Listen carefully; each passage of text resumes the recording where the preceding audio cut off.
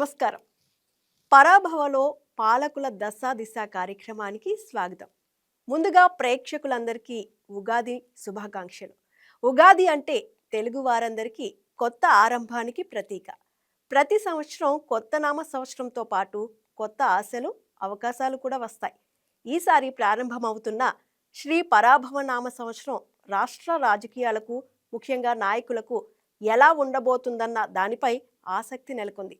ఆంధ్రప్రదేశ్లో ముఖ్యమంత్రి చంద్రబాబు నాయుడు, ఉప ముఖ్యమంత్రి పవన్ కళ్యాణ్తో పాటు మొత్తం మంత్రివర్గంలో సుమారు 24 మంది మంత్రులు ఉన్నారు. వీరందరికీ ఈ కొత్త సంవత్సరం ఎలా కలిసి వస్తుంది, రాజకీయంగా, పరిపాలనా పరంగా ఎలాంటి మార్పులు కనిపించనున్నాయి అనే అంశాలపై వైకేటీవీ ఆధ్వర్యంలో ప్రత్యేక కార్యక్రమం నిర్వహిస్తున్నాం. జ్యోతిష్య నిపుణులు తమ వద్ద ఉన్న వారి జాతక సమాచారంతో వస్తున్న ఈ స్పెషల్ ప్రోగ్రాం మీకోసం. ఉగాది సందర్భంగా ప్రతి ఒక్కరూ తమ భవిష్యత్తు ఎలా ఉండబోతోందో తెలుసుకోవాలని ఆసక్తిగా ఎదురుచూస్తూ ఉంటారు. అదేవిధంగా రాష్ట్రాన్ని నడిపిస్తున్న నాయకులకు ఈ కొత్త సంవత్సరం ఎలా ప్రభావితం చేస్తుందన్నది చాలా కీలక అంశం.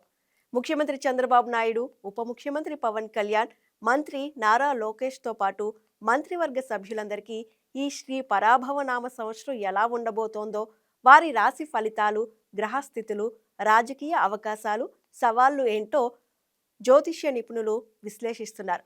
ప్రభుత్వ నిర్ణయాలు, అభివృద్ధి కార్యక్రమాలు, ప్రజల అంచనాలు, ఈ అన్ని అంశాలపై ఈ సంవత్సరం ప్రభావం ఎలా ఉండబోతోందో కూడా ఈ ప్రత్యేక కార్యక్రమంలో చర్చించబోతున్నాం.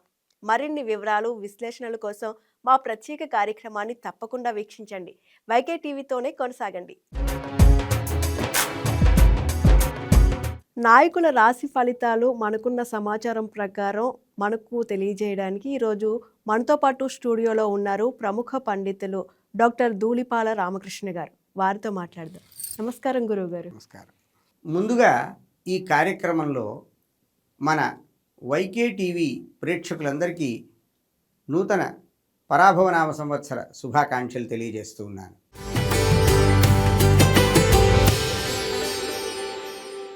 ఈ కార్యక్రమం చాలా చక్కని కార్యక్రమం. సంవత్సర ఆరంభంలో ప్రతి ఒక్కరూ తమ రాశి ఫలితాలు ఎలా ఉంటాయి అని ఆసక్తితో తెలుసుకోవడానికి ప్రయత్నం చేస్తారు. అంతేకాకుండా ముఖ్యంగా ఈనాటి ప్రజ ఏ రకంగా ఆలోచిస్తోందంటే, తమకు నాయకత్వం వహించే నాయకులు ఎలా ఉంటారు, వాళ్ళ యొక్క సామర్థ్యం తమకు ఏ విధంగా ఉపయోగపడుతుంది, ఇలాంటి ఆశలతో అంచనాలకు వస్తూ ఉంటారు. దీనికి గ్రహస్థితి ఎలా ఉంది అనే విషయం కూడా మనకి తెలిస్తే అది ఇంకా వారికి ఎంతో సంతోషకరంగా ఉంటుంది. కాబట్టి ప్రేక్షకాదరణ కలిగినటువంటి ఈ కార్యక్రమం మెచ్చదగినది, ఎన్నదగినటువంటిది. అయితే నాయకత్వం అనేది వివిధ రంగాల్లో చాలామందికి లభిస్తూ ఉంటుంది. ప్రజలకు నాయకులు అవ్వడం అనేది సామాన్యమైన విషయం కాదు. మన భారతీయ సంస్కృతిలో మన శాస్త్ర గ్రంథాలు ఏం చెప్తున్నాయంటే, నా విష్ణు పృథివీపతి, భగవంతుడి యొక్క అంశ లేకుండా పాలకుడు కాలేడు. పాలకుడు అయ్యాడు అంటే భగవంతుడి యొక్క అంశ వారిలో ఉంటుంది. అంటే భగవంతుడి యొక్క అనుగ్రహం చాలా ఎక్కువగా ఉంటుంది. ఎన్నో మంచి పనులు చేసి వారు ఈ జన్మని పొందడం అంటే ఉత్తమమైన మానవ జన్మ పొందడమే కాకుండా అనేక మంది మానవులకి నాయకత్వం వహించే దశకి చేరుకుంటారు. అయితే చేరుకున్న తర్వాత వారి యొక్క గమనం ఎలా ఉంటుంది అనే దాన్ని బట్టి వారి యొక్క విజయం, వారి యొక్క ఇతరమైనటువంటి స్థితి మనకి తెలుస్తూ ఉంటుంది. వారు ఎప్పుడూ విజయపథానే సాగాలంటే వారు చక్కని ప్రణాళిక రూపొందించుకోవాలి.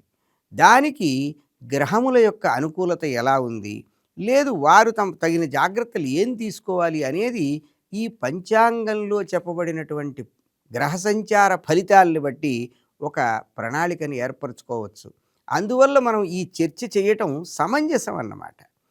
మనం రాసుల వారీగా, అంటే ప్రతి రాశిలో ఏ ఏ నాయకులు జన్మించారో ఆ నాయకులు గురించి మీరు అడుగుతారు కదా, ఆ అడిగిన దానికి ఆ రాశిని బట్టి మనం వారి యొక్క ప్రజాదరణ ఎలా ఉంటుంది, వారు ఏ రకమైనటువంటి ఉత్తమమైనటువంటి కార్యక్రమాలు, ప్రజాహిత కార్యక్రమాలు చేపడతారు, ఏ విధంగా విజయవంతులవుతారు, సఫలీకృతులవుతారు అనే విషయాలు ముచ్చటించుకుందాం.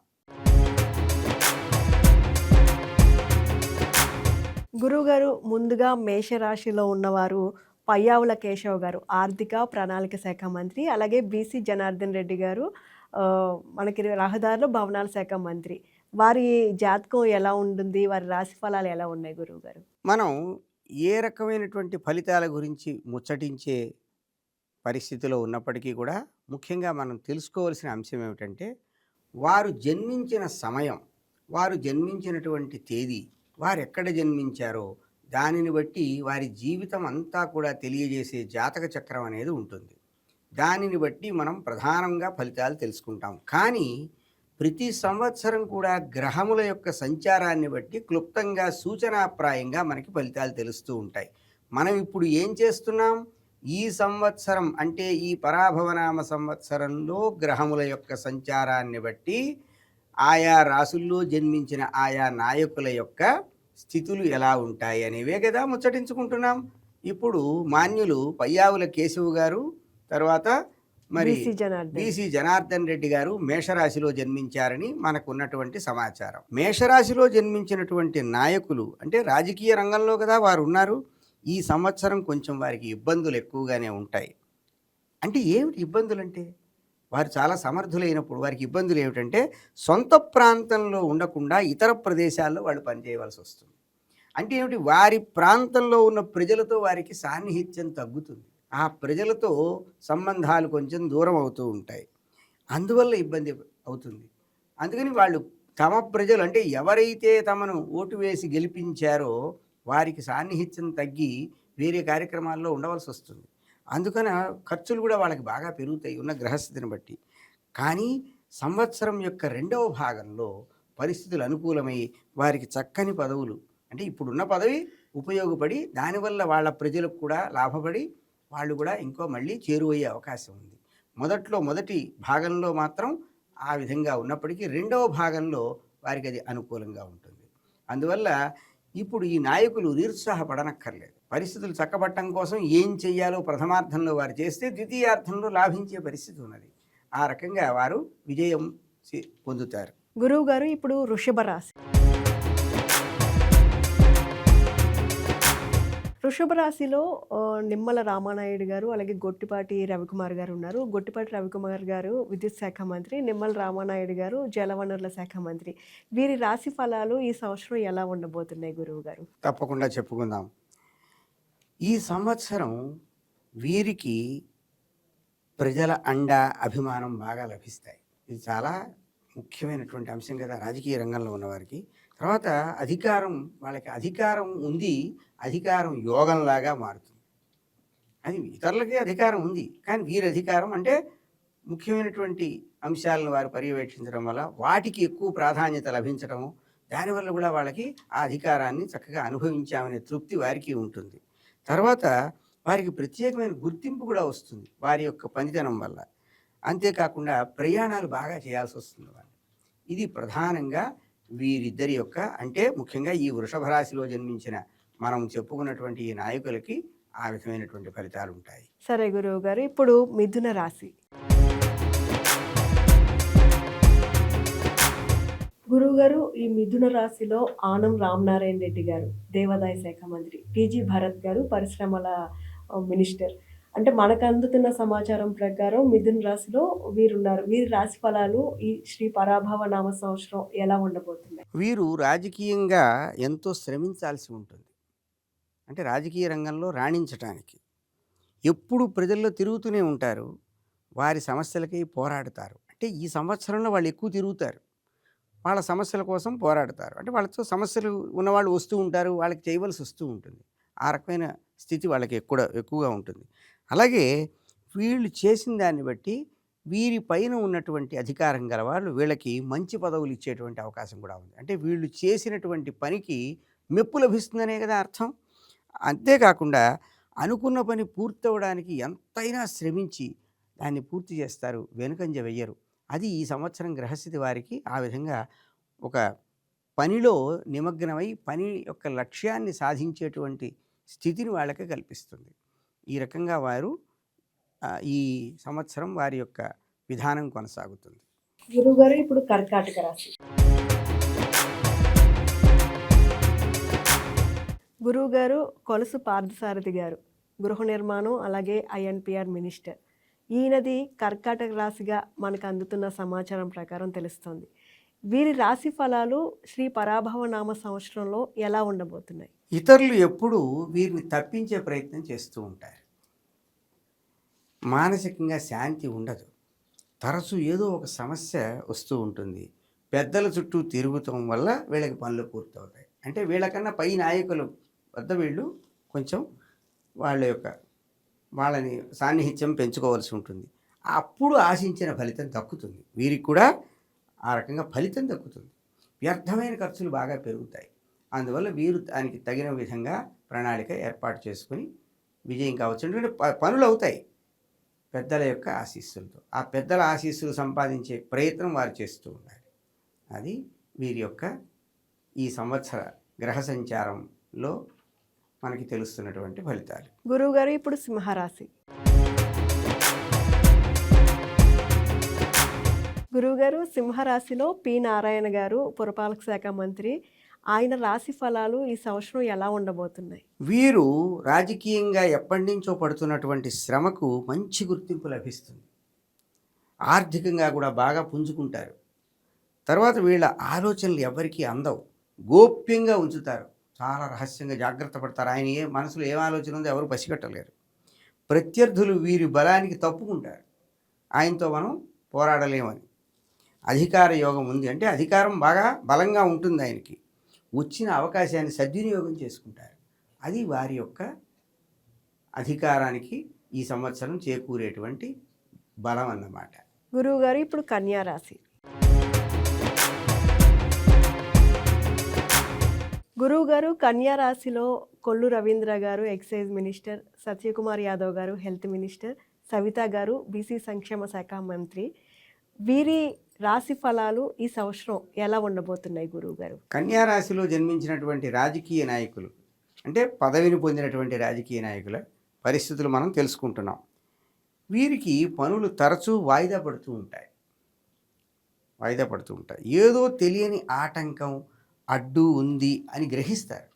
వాళ్ళకి ఆ గ్రహింపు ఉంటుంది. ఆటంకం ఎలా వస్తుంది, ఎవరు అడ్డుకుంటున్నారు అనేది అదేమిటో తెలుసుకోలేని స్థితి ఉన్నప్పటికీ తర్వాత తెలుస్తుంది వాళ్ళకి. దానికి కారణం ఏమిటి? సరైన మంత్రాంగం లేదు వాళ్ళకి. దానివల్ల ఇబ్బంది పడతారు. అంటే వారికి సలహా చెప్పేవాళ్ళు ఎవరైతే ఉంటారో వాళ్ళు సరైన స్థితిలో ఉండరు. అందువల్ల ఈ సమస్య వస్తుంది. పరిస్థితులు వాళ్ళకి అనుకూలంగానే ఉన్నాయి. అంటే వాళ్ళు ఒక పదవిలో ఉన్నారు కదా, ఇప్పుడు పదవి సంపాదించుకోవాల్సిన అవసరం లేదు. ఉన్నప్పటికీ కూడా పని ముందుకు జరగదు. అంటే వారి దగ్గర ఉన్నటువంటి చుట్టూ ఉన్నటువంటి పరివారం జాగ్రత్తగా ఉండాలి. సరైన పదవులు వీళ్ళకి ఏమిటంటే సరైన పదవులు రాలేదు అనే సమస్య లేదు ఇక్కడ. వచ్చిన పదవికి తగిన పని చేసి గుర్తింపు పొందాలి కదా. ఆ గుర్తింపు రాక ఆ పని చెయ్యలేక ఇబ్బంది పడే పరిస్థితి వస్తుంది. కాబట్టి వీరు జాగ్రత్తగా ఆ పని వాళ్ళకి ఏ పనులైతే వాళ్ళకి అప్పచెప్పబడ్డాయో వాటిని నిర్వర్తించడంలో శ్రద్ధ చూపించాలి. తద్వారా వాళ్ళు విజయాన్ని ఆశించవలసి ఉంటుంది. గురువుగారు ఇప్పుడు తులారాశి. గురువుగారు తులారాశిలో వంగలపూడి అనిత గారు హోమ్ మినిస్టర్, అలాగే కందుల దుర్గేష్ గారు సినిమాటోగ్రాఫ్ పర్యాటక శాఖ మంత్రి, అలాగే కొండపల్లి శ్రీనివాస్ గారు ఎంఎస్ఎంఈ ఎన్ఆర్ఐ సర్ప్ శాఖ మంత్రి. వీరి రాశి ఫలాలు ఈ సంవత్సరం ఎలా ఉండబోతున్నాయి గురువుగారు? ఈ తులారాశిలో జన్మించినటువంటి రాజకీయవేత్తలకి చాలా శుభ సమయం. ఈ పరాభవనామ సంవత్సరం ఎంతో శుభాన్ని అందజేస్తుంది. ప్రజల ఆశీస్సులు వాళ్ళకి పుష్కలంగా ఉంటాయి. వాళ్ళ కృషిని అందరూ గుర్తించడం, అందువల్ల ఇంకా ఉన్నతమైనటువంటి స్థితి వాళ్ళకి కలుగుతుంది. అంటే వాళ్ళు కీలకమైనటువంటి వ్యక్తులుగా మంత్రివర్గంలో ఏర్పడబోతున్నారు.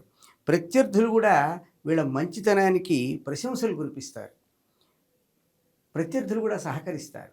ఆ విధమైనటువంటి ఒక శుభ సమయం ఈ తులారాశిలో జన్మించినటువంటి రాజకీయవేత్తలకి ఈ సంవత్సరం కలిగిందన్నమాట. దానిని వాళ్ళు సద్వినియోగం చేసుకోవాలి. గురువుగారు ఇప్పుడు వృశ్చిక రాశి. గురువుగారు వృశ్చిక రాశిలో అనగాని సత్యప్రసాద్ గారు రెవెన్యూ అండ్ రిజిస్ట్రేషన్ శాఖ మంత్రి. అంటే మనకున్న సమాచారం ప్రకారం ఆయనది వృశ్చిక రాశి అని తెలుస్తోంది. ఈ రాశి ఫలాలు ఈ సంవత్సరం శ్రీ పరాభవ నామ సంవత్సరం ఎలా ఉండబోతున్నాయి ఈయనకు? దైవం అనుకూలంగా ఉంది. వారు నమ్ముకున్నటువంటి ప్రజలు వారికి అండగా, అలాగే వారికి వీరు అండగా ఉంటారు. పరస్పరం ప్రజలు అండగా ఉంటారు, ప్రజలకి వీరు కూడా అండగా ఉంటారు. పెద్దలు అంటే వీరికి అధికారం ఇచ్చిన వారు ఉంటారే, వీరి పనిని గుర్తించి మంచి పదవులు వారికి ఇచ్చారు. ఆ ఇచ్చిన పదవులు సార్థకం చేసుకుంటారు వీరు. తర్వాత వీరు చేసిన ప్రతి పని సద్వినియోగం అవుతుంది. దానివల్ల మంచి గుర్తింపు వీరికి కలుగుతుంది.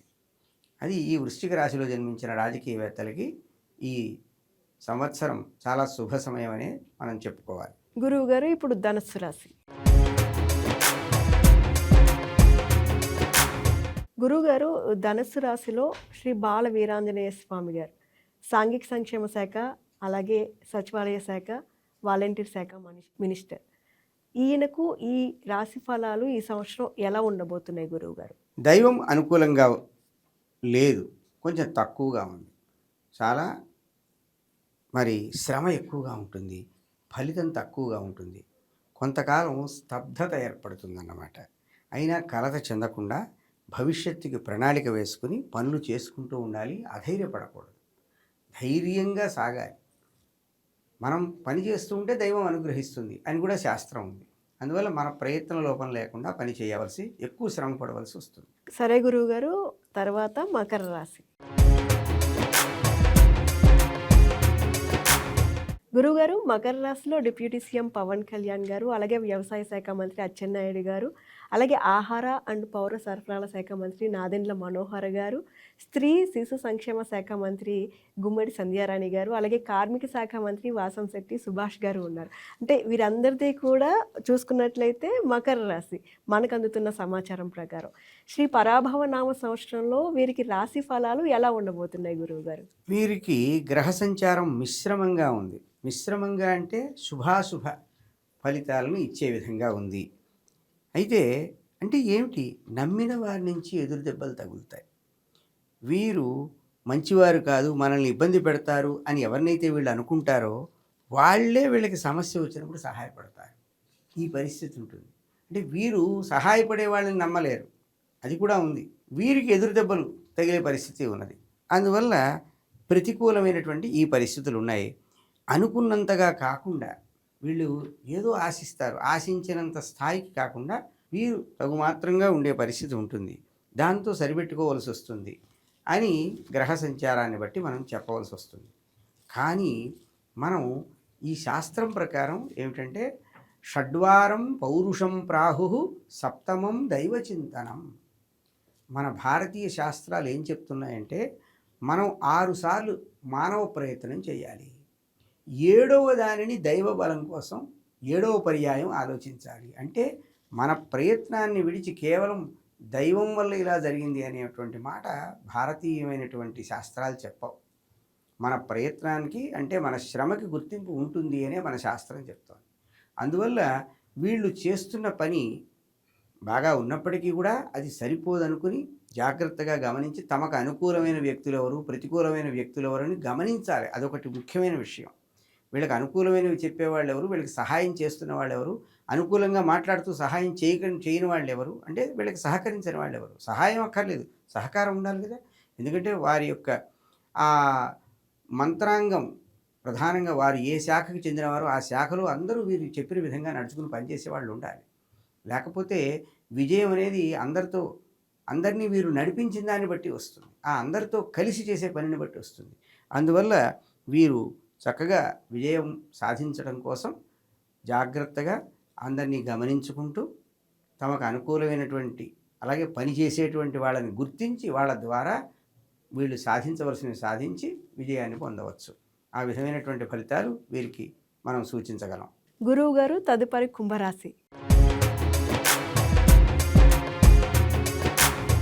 గురువు గారు కుంభరాశిలో నారా లోకేష్ గారు ఐటీ అండ్ ఎడ్యుకేషన్ మినిస్టర్. మనకు అందుతున్న సమాచారం ప్రకారం ఆయనది కుంభరాశి అని తెలుస్తుంది. ఈ సంవత్సరం శ్రీ పరాభవ నామ సంవత్సరంలో వారికి రాశి ఫలాలు ఎలా ఉండబోతున్నాయి గురువుగారు? రాజకీయ రంగంలో కొన్ని కీలక మార్పులు జరుగుతాయి ఈ రాశి వారికి. కీలకమైనటువంటి మార్పులు. ఆ మార్పులు ఎలా ఉంటాయనేది జరిగిన దాన్ని బట్టే మనం తెలుస్తుంది. ఓర్పు అవసరంగా ఉంటుంది. ఓర్పు బాగా ఉండవలసి ఉంటుంది. తాత్కాలికమైన ఫలితాలకై తొందరపడితే ఇబ్బందులు వస్తాయి. తాత్కాలికంగా ఫలితాల కోసం ఆశించకూడదు. శాశ్వత ప్రయోజనాలని దృష్టిలో పెట్టుకుని వారు అడుగులు వేయవలసి ఉంటుంది. ప్రజల అండ మాత్రం చాలా గొప్పగా ఉంటుంది.